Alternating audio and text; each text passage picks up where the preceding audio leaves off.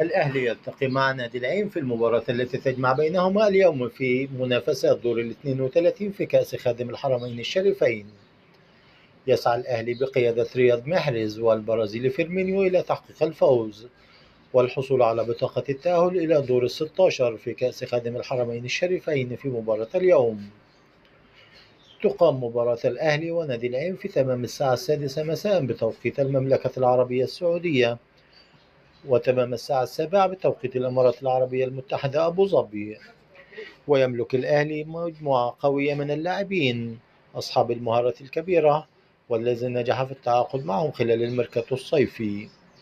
ويسعى أهلي جدة السعودي إلى الفوز بالألقاب في الدوري السعودي في الموسم الحالي وكأس خادم الحرمين الشريفين، بجانب المشاركة في دوري أبطال آسيا في الموسم المقبل. لا تنسوا دعمنا باللايك والشير